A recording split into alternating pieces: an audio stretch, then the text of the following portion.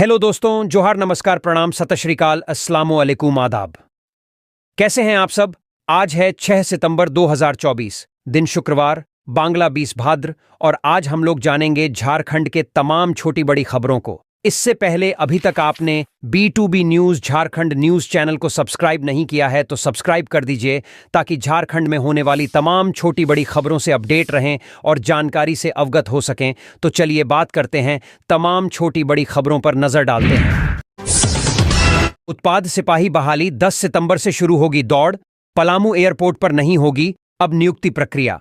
उत्पाद सिपाही बहाली के लिए अब दौड़ 10 सितंबर से होगी। पलामू के चियांकी एयरपोर्ट पर अब दौड़ नहीं होगी।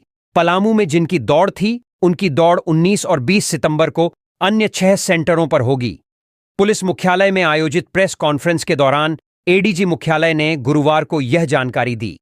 ADG R K. मल्लिक ने कहा कि उत्पाद आरक्षी के रिक्ति को भरने के लिए 22 अगस्त से विभिन्न केंद्रों पर शारीरिक दक्षता परीक्षा प्रारंभ हुई।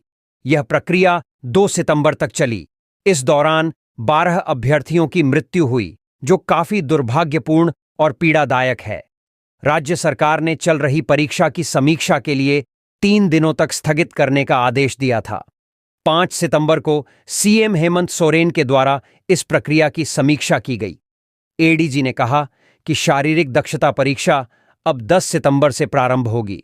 पलामू छोड़कर जिन 6 केंद्रों पर जिन अभ्यर्थियों की शारीरिक दक्षता परीक्षा 3 सितंबर 2024 से होनी थी, अब वो प्रतिदिन 3-3 हजार के दर से 10 से 11 सितंबर को होगी। उसी प्रकार इन 6 केंद्रों पर जो शारीरिक दक्षता परीक्षा 4 सितंबर को होनी थी, वो अब 3-3 हजार की दर से 12 और 13 सितंबर को होगी। चयन परिषद पलामू में कोई शारीरिक दक्षता परीक्षा नहीं होगी। वहां के शेष बचे अभ्यर्थियों जिनका परीक्षा दिनांक 3 सितंबर से 9 सितंबर से होना था, वो अब शेष 6 चयन परिषद में अलग अलग स्थानों पर की जाएगी। ये परीक्षा दिनांक 19 और 20 सितंबर 2024 को संपन्न होगी। इन सभी अभ्यर्थियों के लिए नया एडमिट कार्ड झारखंड कर्मचारी चयन आयोग जल्दी ही जारी करेगा। समीक्षा के दौरान यह बात स्पष्ट हुई कि अभी तक जिन अभ्यर्थियों की मृत्यु हुई है, उनके मृत्यु का कारण स्पष्ट रूप से पता नहीं चल पाया है। पोस्टमार्टम के बाद आगे की जांच हो रही है। यह अनुमान लगाया गया कि जिनकी भी अचानक मृत्यु हुई, उसका कारण संभवतः हृदय गति का रुकना हो सकता है। इसलिए यह निर्णय लिया गया कि सभी प्रतिभागी जो आने वाले दिनों में शारीरिक दक्षता परीक्षण में शामिल होने वाले हैं, उन्हें निम्न परामर्श दिया जाता है। अगर उन्हें कोई लंबी बीमारी हुई हो या कभी सांस फूलने की बीमारी हुई हो, तो वे निश्चित रूप से अपने चिकित्सक से परामर्श कर लें। यदि उन्हें हृदय गति तेज होने की शिकायत रही हो या दौड़ते समय कठिनाई होती है, तो वे अपने चिकित्सक से परामर्श कर लें। सभी परीक्षण केंद्रों पर पर्याप्त मात्रा में ऑक्सीमीटर व ब्लड प्रेशर मापने की मशीन उपलब्ध कराई जाएगी। जिस भी अभ्यर्थी को दौड़ के पहले कोई चिकित्सा से जुड़ी परेशानी हो, तो वे अपनी जांच करा लें। कल्पना सोरेन ने दी शिक्षक दिवस की शुभकामनाएं, कहा, राजनीति में आने से पहले शिक्षक थी। गांडेय विधायक कल्पना सोरेन ने शिक्षक दिवस की शुभकामनाएं दी हैं। इस बाबत सोशल मीडिया पर पोस्ट शेयर कर उन्होंने कहा है कि आज का दिन मेरे लिए बेहद खास है, क्योंकि राजनीति में आने के पहले मैं शिक्षक था। मेरे विद्यार्थियों के साथ हमेशा से मेरा गहरा जुड़ाव था। स्कूल के गलियारों और कक्षाओं में बिताए पल आज भी मेरी यादों में बसे हुए हैं। मेरे जीवन का अधिकांश समय स्कूल में बच्चों के बीच बीतता रहा, लेकिन एक दिन ऐसा आया जिसने मेरे जीवन की दिशा बदल दी। भाजपा ने साजिश रचकर मेरे पति को जेल में डाल दिया। मैं अपने काम से संतुष्ट थी, लेकिन उस दिन की घटना ने मुझे राजनीति में आने के लिए मजबूर कर दिया। तभी से अन्याय के खिलाफ मेरी लड़ाई शुरू हो गई। आज सार्वजनिक जीवन में व्यस्त रहते हुए मैंने भले ही अपने शिक्षक वाले जीवन से दूरी बना ली हो, लेकिन शिक्षक दिवस पर जब पुराने विद्यार्थियों के कॉल आए, तो मेरा मन फिर उसी कक्षा में पहुंच गया। उनके प्यार और सम्मान के लिए मैं हमेशा आभारी रहूंगी। 13 किलो गांजा के साथ एक तस्कर गिरफ्तार। रेलवे सुरक्षा बल आरपीएफ ने रांची रेलवे स्टेशन से एक तस्कर को 13 किलो गांजा के साथ गिरफ्तार किया है। गिरफ्तार तस्कर का नाम विक्की कुमार है। वह बिहार के नालंदा का रहने वाला है।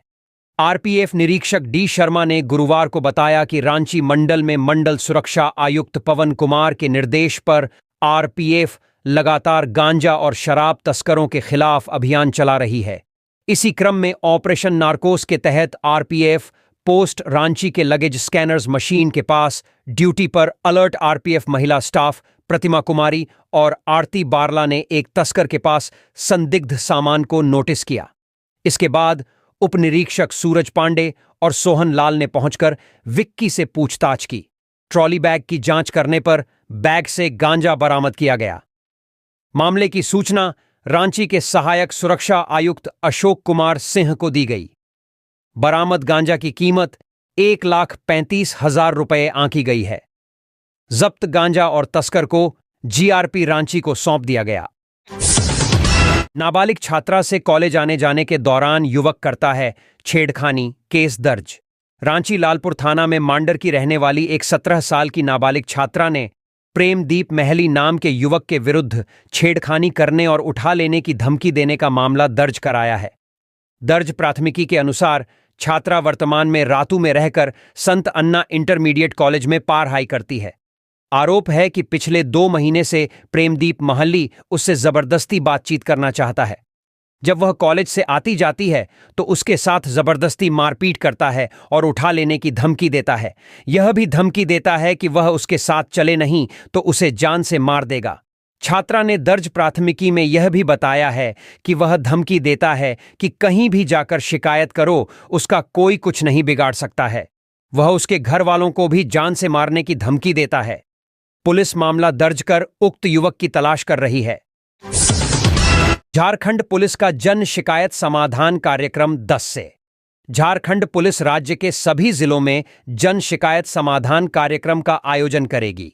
डीजीपी अनुराग गुप्ता के निर्देश पर इस कार्यक्रम की शुरुआत 10 सितंबर से होगी। जन शिकायत समाधान कार्यक्रम में 18 मुख्य मुद्दे पर आम जनता की समस्या सुनी जाएगी और उनकी मदद की जाएगी। कार्रवाई योग्य शिकायत पर त्वरित निदान करना और पुलिस द्वारा बनाए जा रहे सर्वोत्तम पद्धतियों को प्रदर्शित करना इस कार्यक्रम का मूल उद्देश्य है।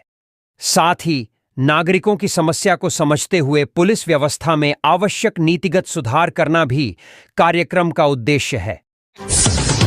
इलाज कराने आई पलामू की महिला से डिप्टीपाड़ा में 1 लाख की चेन छिन स्नैचर फरार। राजधानी में स्नैचरों का कहर जारी है। अलग अलग इलाका बदलकर स्नैचिंग की घटना को अंजाम दे रहे हैं। लालपुर थाना क्षेत्र के डिप्टीपाड़ा स्थित आंख के अस्पताल में इलाज कराने आई पलामू की महिला से 1 लाख रुपए मूल्य की चेन छिन बाइक सवार स्नैचर फरार हो गए। इस संबंध में लालपुर थाना में महिला के पति रंजीत सोनी ने छिनतई की प्राथमिकी दर्ज कराई है। दर्ज प्राथमिकी के अनुसार वे अपनी पत्नी और मां के साथ इलाज कराने के लिए 3 सितंबर को रांची आए थे। दिन के करीब 1:45 पर एक बाइक से 2 युवक आए।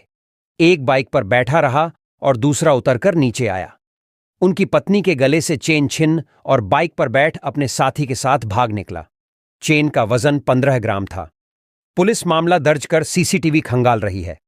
हालांकि अभी तक पुलिस को स्नैचरों के संबंध में कोई जानकारी नहीं मिल सकी है। हजारीबाग के चरही के पास वंदे भारत एक्सप्रेस पर पथराव। हजारीबाग रांची से चलकर पटना जाने वाली वंदे भारत ट्रेन पर गुरुवार काय पथराव हुआ है। ट्रेन नंबर 22350 पर हजारीबाग के चरही एवं बेस रेलवे स्टेशन के बीच में पथराव हुआ। इससे ट्रेन को नुकसान पहुंचा है। बोगी नंबर E1 की सीट नंबर 5 और 6 के पास का ग्लास पूरी तरह टूट गया। हालांकि इससे अंदर बैठे किसी यात्री को नुकसान नहीं हुआ है। सीसीटीवी फुटेज के जरिए असामाजिक तत्वों की पहचान की कोशिश हो रही है। इस हमले को लेकर आधिकारिक रूप से कुछ नहीं कहा गया है और न ही किसी ओर से इस घटना की आधिकारिक पुष्टि ही की गई है। रेलवे पुलिस इस मामले में जांच पड़ताल कर रही है कि किसने और क्यों पत्थरबाजी की। सीसीटीवी के आधार पर इसके सुराग खोजने की कोशिश की जा रही है। लातेहार में रिश्वत लेते सदर अस्पताल का फार्मासिस्ट गिरफ्तार। लातेहार सदर अस्पताल में कार्यरत फार्मासिस्ट परमानंद कुमार को गुरुवार को पलामू निगरानी की टीम ने 10,000 रुपए रिश्वत लेते गिरफ्तार कर लिया। फार्मासिस्ट के द्वारा पोस्टमार्टम रिपोर्ट और मृत्यु प्रमाण पत्र बनाने के बदले पैसे की मांग की गई थी। लातेहार सदर प्रखंड का रहने वाला वादी पलामू निगरानी की टीम को आवेदन देकर यह आरोप लगाया था कि उसके परिजन के मृत्यु प्रमाण पत्र बनाने के लिए सदर अस्पताल में पैसे की मांग की जा रही है। उसने बताया कि फार्मासिस्ट के द्वारा कहा जा रहा है कि 10,000 रुपए दिए जाने के बाद ही पोस्टमार्टम रिपोर्ट और मृत्यु प्रमाण पत्र मिलेगा। वादी के द्वारा किए गए शिकायत के बाद निगरानी की टीम ने पूरे मामले की छानबीन की तो पाया कि फार्मासिस्ट के द्वारा रिश्वत मांगी जा रही है। इसके बाद वादी को पैसे देकर फार्मासिस्ट के पास भेजा गया। गुरुवार को वादी ने फार्मासिस्ट को फोन किया तो उसे सदर अस्पताल में ही बुलाया। जैसे ही आरोपित ने रिश्वत के पैसे लिए, वैसे ही घात लगाकर बैठी निगरानी की टीम ने उसे धर दबोचा। उसके बाद आरोपित को अपने साथ पलामू ले गई। होमगार्ड जवानों के मानदेय का भुगतान समय से करें, सरकार। Rajiv Tiwari. Jharkhand home guard welfare association ने राज्य सरकार से मांग की है कि होमगार्ड जवानों के मानदेय का भुगतान समय से किया जाए। एसोसिएशन के प्रदेश महासचिव राजीव कुमार तिवारी ने गुरुवार को कहा कि रांची जिला के यातायात ड्यूटी में प्रतिनियुक्त होमगार्ड जवानों का समय से मानदेय का भुगतान नहीं किया जा रहा। उन्होंने बताया कि झारखंड उच्च न्यायालय के द्वारा जनहित याचिका पर सुनवाई करते हुए होमगार्ड जवानों को यातायात ड्यूटी में लगाने का आदेश दिया गया था। इस आदेश के आलोक में लगभग 700 होमगार्ड जवानों को रांची जिला में यातायात ड्यूटी में लगाया गया है। विभिन्न जिला के 700 होमगार्ड के जवान रांची जिला में यातायात ड्यूटी संभाल रहे हैं, लेकिन अत्यंत दुख के साथ कहना पड़ रहा है कि होमगार्ड जवानों का जुलाई एवं अगस्त महीने के मानदेय का भुगतान अब तक नहीं किया गया है। इस कारण होमगार्ड जवानों को काफी परेशानियों का सामना करना पड़ रहा है। 4 आईपीएस को अपने कार्य के अलावा मिला अतिरिक्त कार्य का प्रभार। अलग अलग जिले में पदस्थापित 4 एसपी को अपने काम के अलावा अतिरिक्त कार्य का प्रभार दिया गया है। इसको लेकर डीजीपी के निर्देश पर आईजी मानवाधिकार ने आदेश जारी कर दिया है। आदेश के मुताबिक 4 जिले के एसपी को अतिरिक्त कार्य का प्रभार दिया गया है। साहिबगंज एसपी अमित कुमार को जैप 9, लातेहार एसपी कुमार गौरव को आईआरबी 4 और जंगल warfare school, Godda SP Animesh Naithani को आईआरबी 8 और गिरिडीह एसपी को आईआरबी 9 का प्रभार मिला है। संथाल परगना घुसपैठ मामले में झारखंड हाईकोर्ट में ने 6 जिलों के डीसी की रिपोर्ट पर जताई हैरानी। झारखंड हाईकोर्ट में संथाल परगना में घुसपैठ के मामले में गुरुवार को सुनवाई हुई।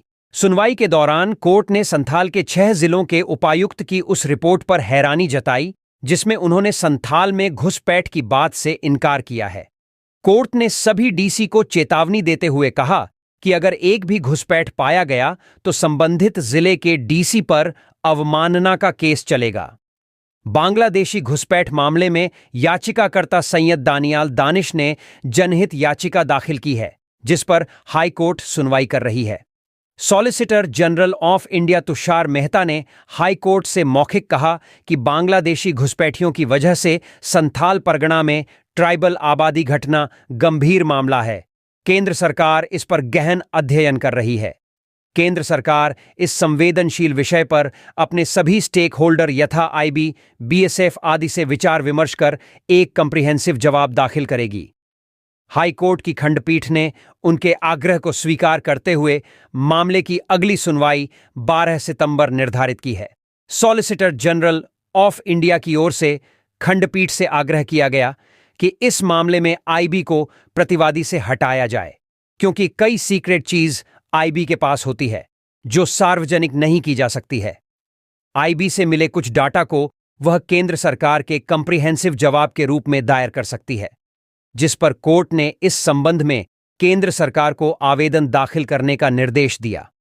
सुनवाई के दौरान हाईकोर्ट की खंडपीठ ने वर्चुअल रूप से हाईकोर्ट से जुड़े solicitor general of India Tushar Mehta से मौखिक कहा कि बांग्लादेशी घुसपैठियों का झारखंड में प्रवेश अलार्मिंग स्थिति है, क्योंकि ये घुसपैठिए झारखंड के रास्ते देश के अन्य राज्यों में भी घुसकर वहां की आबादी को प्रभावित करेंगे।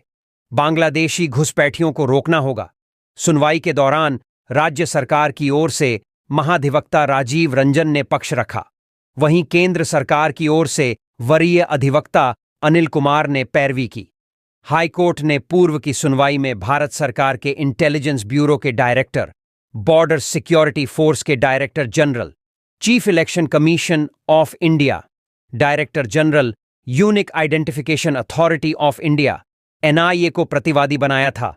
उन्हें नोटिस जारी कर जवाब मांगा था, लेकिन उनकी ओर से पिछले सुनवाई में जवाब दाखिल नहीं किया गया था, जिस पर कोर्ट ने कड़ी फटकार लगाई थी।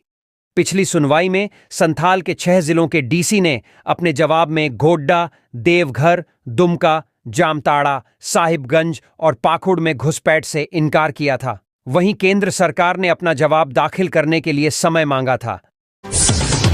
गिरिडीह की 2 सीटों पर कांग्रेस का दावा।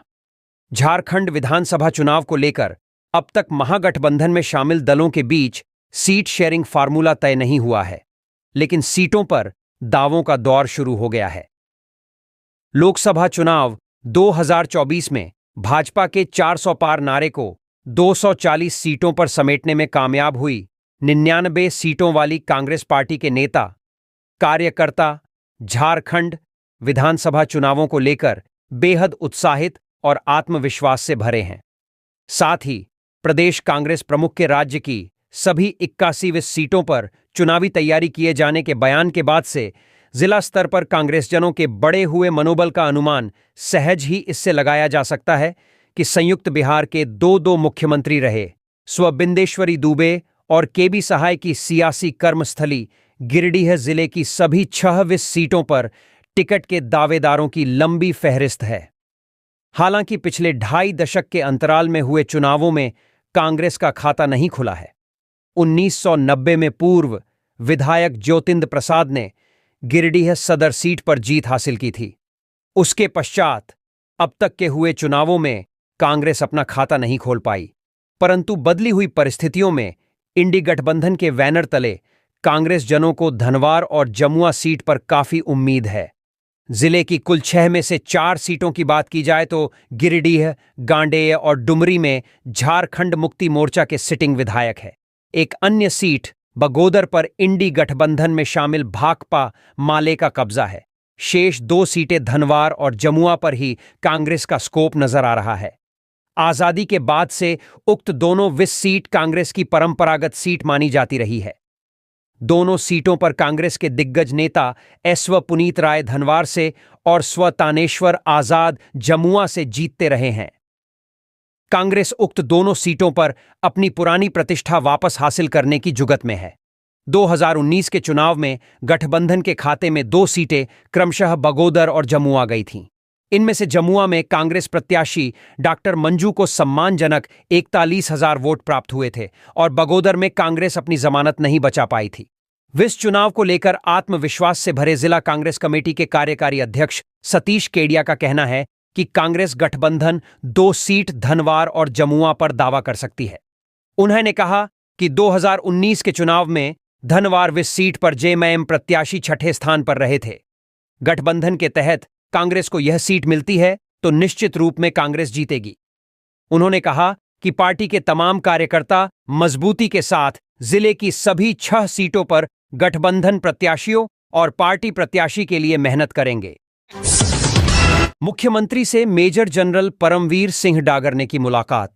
मुख्यमंत्री हेमंत सोरेन से गुरुवार काईजीओसी 23 इन्फेंट्री डिवीजन के major general Paramveer Singh Dagar, colonel Sunil Rajdev और कर्नल अनुज शर्मा ने शिष्टाचार मुलाकात की।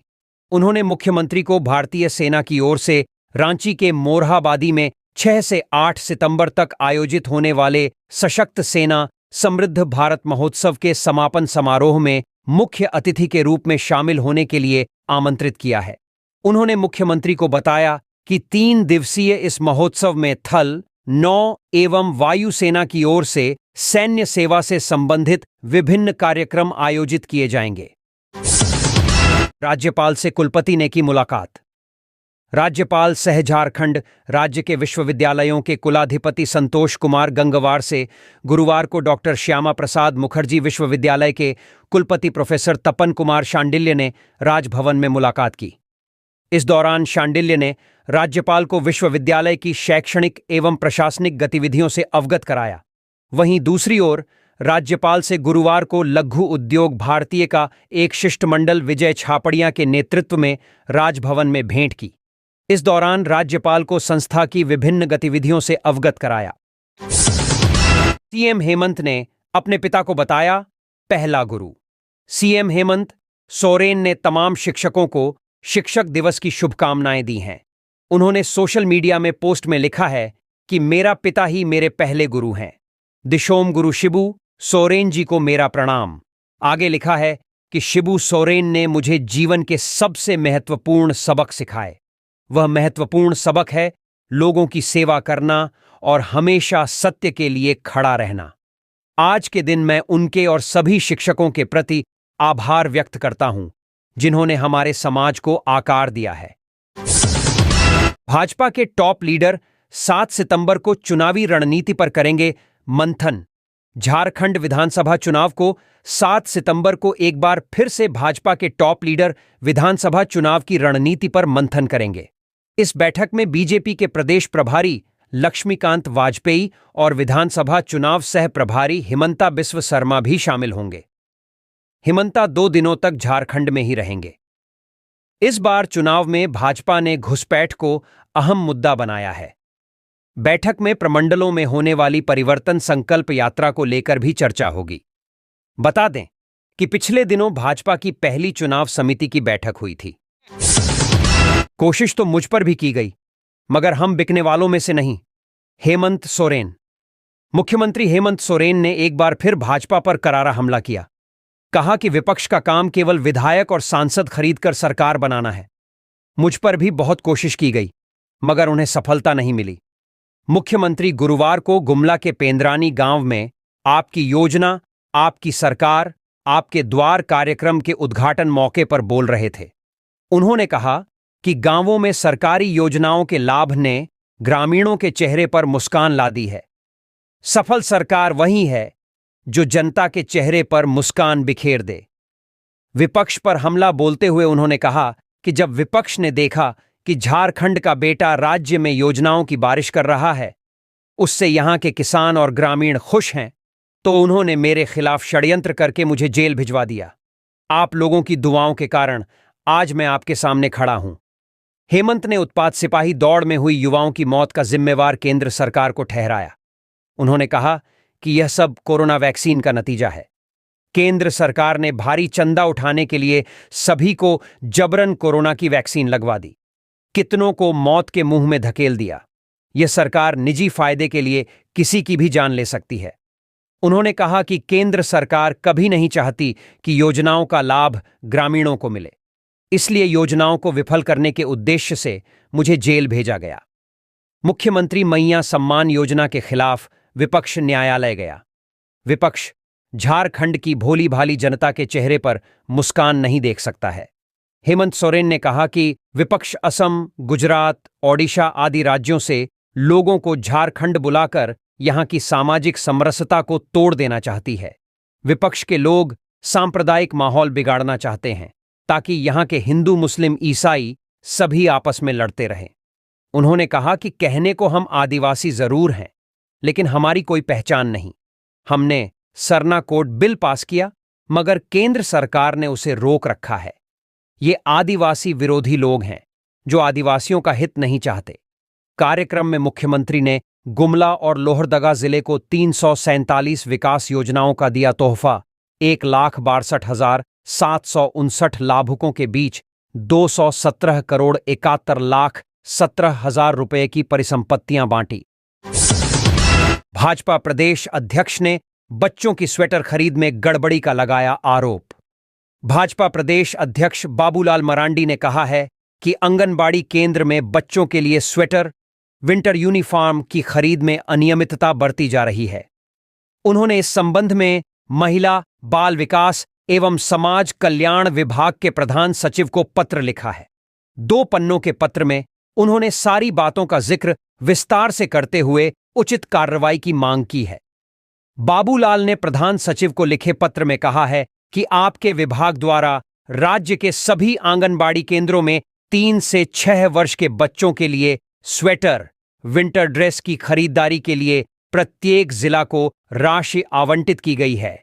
यह योजना वर्ष 2022 से शुरू हुई है एवं इसकी खरीदारी जिला स्तर पर की जाती है। जब से यह योजना शुरू हुई तब से ही निविदाकर्ताओं ने एक सिंडिकेट बनाकर काम करना शुरू किया। जिला स्तरीय निविदा में तकनीकी शर्तें एवं वित्तीय शर्तें अपने अनुसार बनवाकर लगभग पूरे राज्य का कार्य किया। वर्ष 2023 में भी सिंडिकेट ने अपने अनुकूल शर्तें शामिल करवाकर 1-2 जिला को छोड़कर शेष सभी जिलों का काम ऊंची दरों पर हथिया लिया। इस वित्तीय वर्ष में भी अपने अनुसार निविदा की तकनीकी एवं वित्तीय शर्तें बनवाकर सभी जिलों में आपूर्ति करने का काम लेने की तैयारी में है।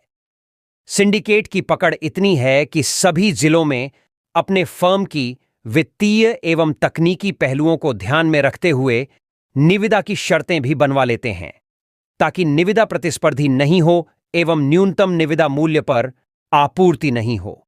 इस संबंध में एक आपूर्तिकर्ता ने शिकायत भी की है एवं ज्ञापन भी दिया है। बाबूलाल ने ज्ञापन की कॉपी भी पत्र के साथ भेजी है। उन्होंने विस्तार से एक-एक मुद्दे को रखते हुए त्रुटिपूर्ण एवं पक्षपातपूर्ण निविदा प्रक्रिया पर तुरंत रोक लगाने की मांग की है। साथ ही लाभुक बच्चों के माता-पिता के बैंक खाते में स्वेटर की खरीदारी के लिए आवंटित राशि जमा कराने का आग्रह किया है। निगेटिव पॉलिटिक्स से बाज आए भाजपा, राजनीतिक और मर्यादित लड़ाई लड़े सुप्रियो। जामुमो ने भाजपा को सलाह दी है और निवेदन किया है कि वह निगेटिव पॉलिटिक्स से बाज आए। वह हमसे राजनीतिक एवं मर्यादित लड़ाई लड़े, मौत पर राजनीति बिना तथ्य के न करे। हेमंत सोरेन की सरकार बहुत अधिक संवेदनशील है, किसी को तकलीफ देने का काम नहीं करेगी। सरकार को उत्पाद आरक्षी नियमावली में कुछ त्रुटियां नजर आईं, इसलिए सरकार ने इसकी समीक्षा करने का निर्णय लिया है। इसलिए भाजपा मौत पर गंदी एवं घटिया राजनीति न करे। बहुत सारे सच एक्सपर्ट के हवाले से सामने आने लगे हैं, बाकी का सच भी सबके सामने जल्द आ जाएगा।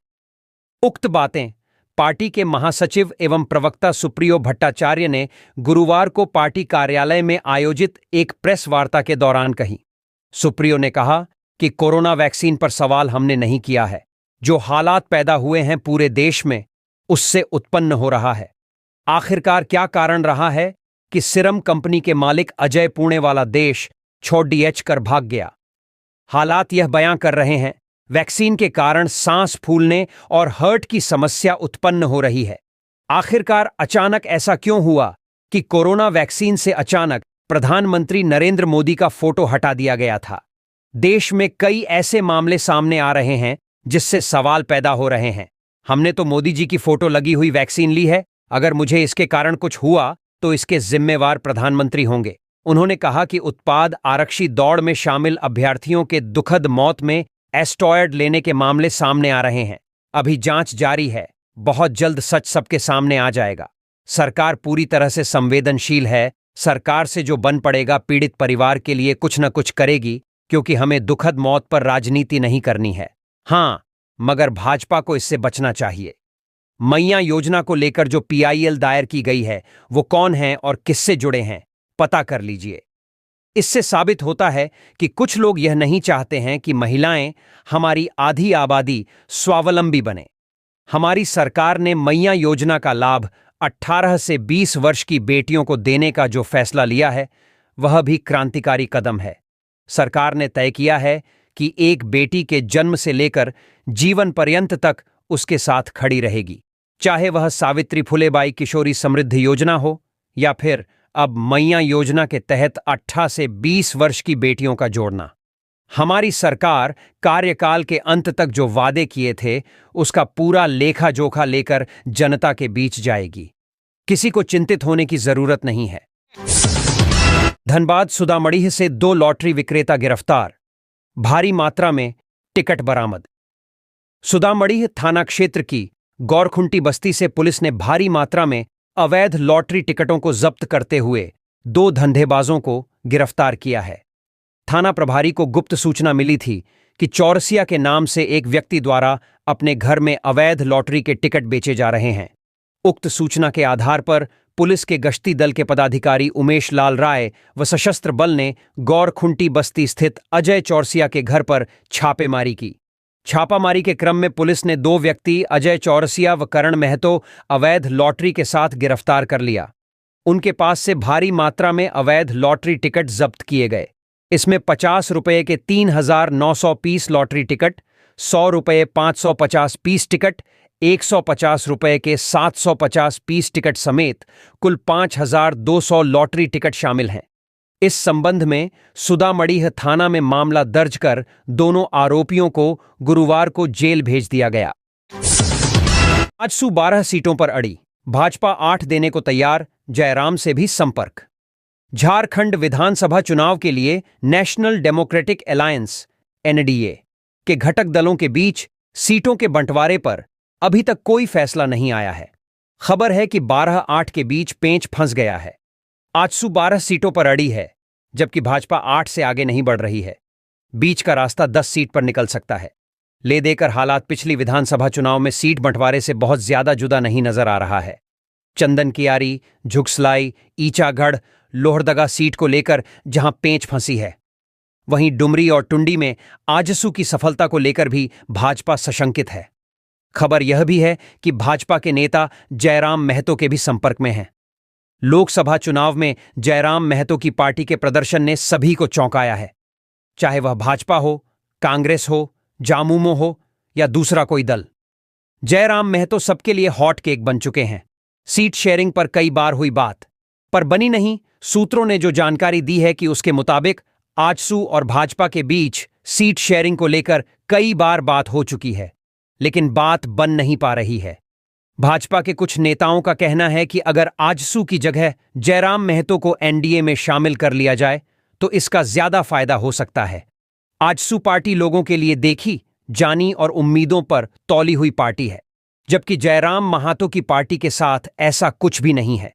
नया चेहरा, नई पार्टी और उनसे जुड़े लोगों की उम्मीद को भी अभी तक तौला नहीं गया है। भाजपा को एक फायदा यह भी दिख रहा है कि जयराम महातो कम सीटों पर भी राजी हो जाएं और लोकसभा चुनाव के परिणाम से उनकी पार्टी से गठबंधन करने में ज्यादा लाभ मिलने के संकेत मिल रहे हैं। भाजपा के कुछ नेता इस बात को लेकर भी आजसू से दिक्कत महसूस करते हैं कि कोई भी बात दिल्ली दरबार में ही हो पाती है। राज्य स्तर पर किसी तरह की संयुक्त रणनीति बनाने में भाजपा के लोकल नेताओं को परेशानी होती है। कई नेता उस घटना को बार बार दोहराते हैं जिसमें भाजपा के शिवराज सिंह चौहान, कर्मवीर सिंह, बाबूलाल मरांडी जैसे नेताओं को आजसू सुप्रीमो सुदेश महतो का इंतजार करना पड़ा था। इस बीच इस रिपोर्ट भी चर्चा है कि आजसू सुप्रीमो सुदेश महतो खुद अपने क्षेत्र सिल्ली में घिरते नजर आ रहे हैं। खुद को सुरक्षित रखने के लिए उन्हें अभी से ही सिल्ली में बहुत मेहनत करनी पड़ रही है। गोमिया में जयराम महतो की ज्यादा धमक महसूस की जा रही है। रामगढ़ में भी स्थिति बहुत ठीक नहीं है। पारिवारिक पार्टी होने का तमगा लग गया है सो अलग। कुल मिलाकर भाजपा खेमा यह देख रहा है कि आजसू के साथ सीट शेयरिंग से आजसू को ज्यादा और भाजपा को कम फायदा होगा, जबकि जयराम से अगर बात बनती है तो भाजपा को अधिक फायदा मिलेगा। आजसू को लेकर भाजपा सतर्क। आजसू को लेकर इस बार भाजपा पूरी तरह सतर्क और अलर्ट है। आजसू के पुराने फैसलों को ध्यान में रखकर भाजपा रिश्तों को तौल रही है। भाजपा नेताओं का मानना है कि अगर वह आजसू पर पूरी तरह निर्भर रहें तो झटका भी लग सकता है। ऐसी सोच की वजह भी है। वर्ष 2014 में स्थानीय नीति के मामले में आजसू ने दोहरी चाल चली थी। कैबिनेट में मंत्री चंद्र प्रकाश की सहमति और बाहर पार्टी का सरकार से विरोध। भाजपा कभी नहीं चाहेगी कि ऐसी परिस्थितियां दोबारा पैदा हों।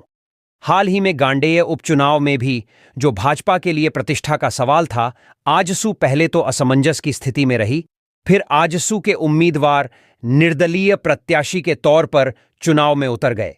गांडेय उपचुनाव में आजसू की तरफ से प्रचार करने के लिए कोई नेता नहीं गया। इन वजहों से भाजपा चाहती है कि उसकी पूर्ण बहुमत की सरकार हो और आजसू भी सहयोगी हो। आजसू को वही सीट मिले जहां वह मजबूत स्थिति में है।